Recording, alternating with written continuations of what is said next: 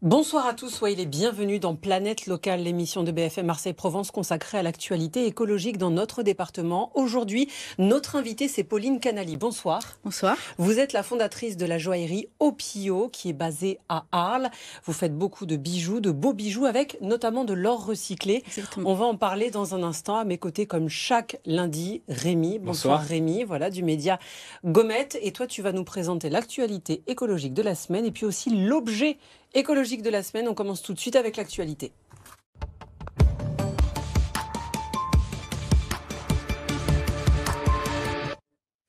L'actualité écologique de la semaine, Rémi. Et oui, Sophie, top départ de la Convention des entreprises pour le climat. Tu t'en souviens, c'est ce parcours en 6 sessions qui propose aux sociétés locales de prendre un coup d'avance sur le marché, de s'adapter dès maintenant aux enjeux environnementaux. Au total, 66 structures de la région se sont portées volontaires. Des TPE, PME, groupes familiaux ou associations de toute taille et de tout secteur d'activité. Pendant près de 8 mois, donc, les dirigeants inscrits vont repenser leur modèle économique dans le cadre des limites planétaires avant de rédiger une feuille de route d'engagement pour le climat. Qui participe à cette remise à niveau sur le climat, Rémi ? Alors, les structures de la première promo régionale sont implantées à 80% dans les Bouches-du-Rhône, Bourbon, Honnête, Pulpe de Vie, le groupe SNEF ou encore Corsica, Linéa. L'ensemble pèse tout simplement 7 milliards d'euros de chiffre d'affaires. Autant dire que l'enjeu carbone de cette formation est de taille. La première session s'est tenue jeudi dernier à Lourmarin, c'est dans le Vaucluse, en présence de scientifiques du Grec Sud notamment, l'émanation locale du GIEC. Et rendez-vous donc en octobre 2023 pour découvrir les différentes feuilles de route rédigées pour savoir si nos entreprises sont capables ou non de changer de modèle pour mieux s'acclimater. Merci beaucoup Rémi pour tes explications. On en vient à l'invité de Planète Locale.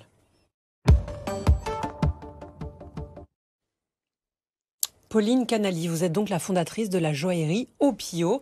Vous faites des bijoux notamment grâce à de l'or recyclé. Alors avant de parler de votre établissement, l'idée justement de cette joaillerie, quand on parle d'or recyclé, on parle de quoi exactement? Où est-ce qu'on le trouve cet or?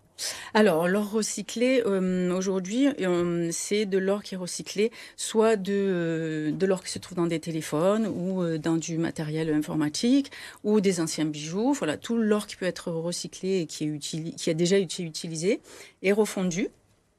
Et cet or qui est refondu est réacheté. Donc, il faut savoir que c'est le même prix, l'or recyclé. Et l'or qui sort des mines, c'est le même tarif en fait. Puisque l'or se recycle à l'infini, sans dégrader la qualité. Donc on peut le recycler à l'infini et du coup se resservir de l'or. Et donc il a la même valeur que l'or qui sort directement des mines et qui n'a pas encore servi. Alors là, par exemple, vous, en termes de fournisseurs, ce sont ces boutiques où on va donner, nous, nos objets en or qui vont être fondus. Ce sont ceux-là, vos fournisseurs ? Alors eux, c'est plutôt les fournisseurs des fondeurs. Moi, je m'adresse directement à des fondeurs, donc qui sont en France et qui font aussi fondre en France, donc ce qui permet d'avoir une traçabilité sur l'or. Mais voilà, le circuit, c'est un circuit court parce que du coup, c'est en France et effectivement... C'est un réseau qui s'adresse uniquement aux professionnels, c'est ça? Oui, c'est un réseau qui s'adresse uniquement aux professionnels sur la partie des fondeurs. Après, effectivement, quand vous allez revendre votre bague, vous allez aller dans ces boutiques dont vous parlez et qui rachètent de l'or. Comment vous est venue l'idée de faire des bijoux grâce à de l'or recyclé? D'abord, est-ce que vous étiez dans le domaine de la bijouterie avant? Alors non, j'ai travaillé pendant presque 20 ans dans le milieu de la gastronomie, donc plutôt gastronomie de luxe.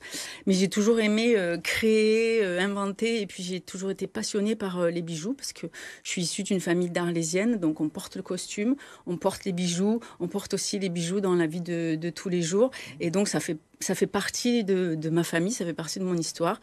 Et donc c'était évident, mon désir d'entreprendre devait se combiner avec les bijoux. Et pour que ça corresponde à mes valeurs, je souhaitais que ce soit éco-conçu.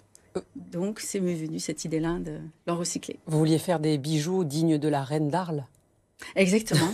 C'était pour la blague. C'est ce que j'allais demander justement. Est-ce qu'il y a des événements dans les traditions justement locales à Arles où vous pouvez exposer ces bijoux-là? Alors... Les bijoux d'Arlésienne, c'est encore aujourd'hui des traditions, des bijoux anciens. Il y a très peu de nouveaux bijoux d'Arlésienne. Il y en a, mais on se le passe surtout de génération en génération. Et voilà, aujourd'hui, non, il n'y aurait pas un événement particulier où il pourrait y avoir l'exposition. On va jeter un coup d'œil aux bijoux, Bien sûr, puisque vous en avez ramené, Pauline. Et puis certainement, vous en avez... voilà, on imagine que vous êtes... les porte. Voilà, les 3 colliers que vous avez, les boucles d'oreilles, évidemment, c'est magnifique. Les bagues, est-ce qu'on peut en voir un? Oui, bien sûr. Vous en parler, par exemple? Donc ça, par exemple... Alors, montez un peu, c'est celui que peut-être. vous avez, celui-là. Celui-là, c'est celui que j'ai. Donc, c'est une clé. Faut savoir que... un des premiers bijoux, le premier bijou que j'ai créé, c'est le design de la clé. D'accord. Qui est emblématique d'Opio. Enfin, je voulais vraiment créer un bijou. En bracelet ou en collier. En bracelet, en collier. Boucle d'oreille. Boucle d'oreille.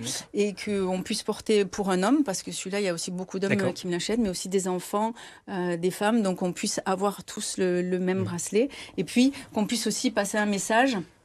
De dire je vous offre la clé de l'amour ou la clé du bonheur et puis chacun puisse se l'approprier. Voilà, pour moi c'est important qu'un bijou ait aussi une histoire et que ça crée de l'émotion quand vous l'offrez. Et un message, vous parliez de ce message-là, et donc le message de l'or recyclé aussi, c'est vraiment quelque chose qui est à la marge aujourd'hui dans votre secteur, ou est-ce que vous sentez qu'il y a une tendance quand même des grands groupes peut-être, à passer aussi par là? Alors complètement, il y a une tendance qui est de plus en plus croissante. On va dire que même les gros acteurs commencent à emprunter le chemin de l'éco-responsabilité sur leur recyclé. Vraiment, c'est de plus en plus utilisé. Alors, on en vient au conseil pratique pour ceux qui nous regardent et qui ont des bijoux qu'ils ne mettent plus en or ou bien en argent. Est-ce que vous avez des adresses, des endroits où on peut les déposer? En tout cas, pas dans les bijouteries. C'est vraiment, il faut se diriger vers les fondeurs, c'est ça? Alors, il y a des bijoutiers qui rachètent aussi les bijoux, si on veut vraiment vendre que l'or, mais qui aussi vous pouvez faire transformer ces bijoux-là. Donc récupérer l'or et les pierres. Donc ce que je fais aussi, la transformation de bijoux, si on veut remettre au goût du jour un bijou qu'on n'utilise plus, qu'on a dans un tiroir. Et en tant que consommateur, c'est intéressant financièrement, on y gagne par rapport à l'achat d'un bijou neuf, le fait de faire transformer un bijou qu'on a déjà. Est-ce que la main-d'œuvre est moins chère que si on l'achetait neuf? Oui, parce que du coup, on gagne quand même toute la partie or qu'on n'a pas à payer puisqu'on le fournit. Mais après, si vous revendez un bijou que pour récupérer le prix de l'or, là, vous y perdez par rapport à quand vous avez acheté un bijou d'une grande marque, parce que il y a aussi toute la partie design, façon, création qui fait partie du... Alors en termes d'innovation aussi dans ce secteur, il y a la marque Pandora par exemple, qui est une marque danoise qui renonce depuis 2 ans aux diamants issus des mines pour n'utiliser que des pierres de synthèse. Est-ce que pareil c'est une tendance que vous observez, ou est-ce que c'est une tendance à la marge qui peut-être n'a pas forcément une durée de vie à vos yeux? Alors non, c'est pas une tendance à la marge. C'est plutôt une tendance. On est encore, je pense, à l'aube. Enfin, à l'aube. Ça a quand même pas mal avancé chez certains joailliers. C'est une entreprise qui fait de l'entrée de gamme, Pandora. Alors Pandora, oui. Mais après, c'est aussi utilisé par certains joailliers. Donc c'est encore, on va dire, il y en a encore peu. Des matériaux, des pierres fabriquées en laboratoire, ça peut demain être la tendance, la norme?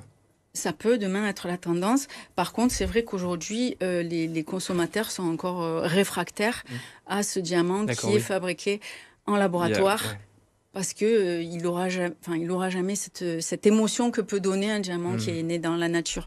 Mais c'est vrai qu'aujourd'hui, il y a des débats sur le fait que ce soit plus écologique. Et donc, il faut que ça passe par là. Exactement.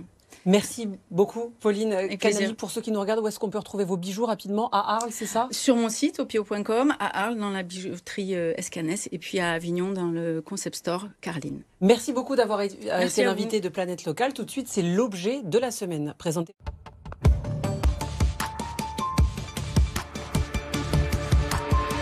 Attends. L'objet de la semaine que je vais te prendre et peut-être déplier, c'est ça? Exactement. Alors cette semaine, j'ai amené en plateau un t-shirt un peu particulier. D'abord parce qu'il est marseillais, donc ça nous fait plaisir. Mais surtout, on va s'intéresser aujourd'hui à sa couleur, le rose. Je ne sais pas si on le voit bien, mais cette couleur, le rose, elle a été obtenue à partir d'une teinture végétale faite maison. C'est la spécialité. Je peux l'essayer? Bien sûr, tu peux y aller. C'est normalement un peu oversize.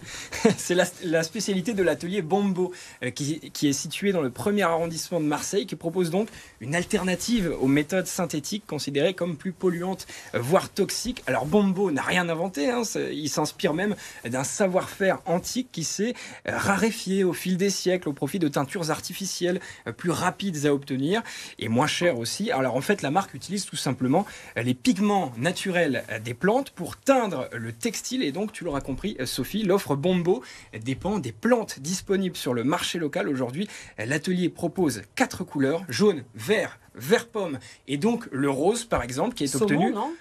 Ah oui, c'est un rose. Justement, Saumon. Alors la professionnelle. Saumon. Saumon, Ouais, enfin, c'est un rose qui est obtenu à partir de racines de garance. Donc c'est plutôt Ok. c'est une plante qui permet d'obtenir du rose. Effectivement, tu peux le diluer un petit peu pour avoir une teinte un petit peu plus claire. Alors évidemment, cette qualité et ce savoir-faire ont un prix. Comptez 48 €.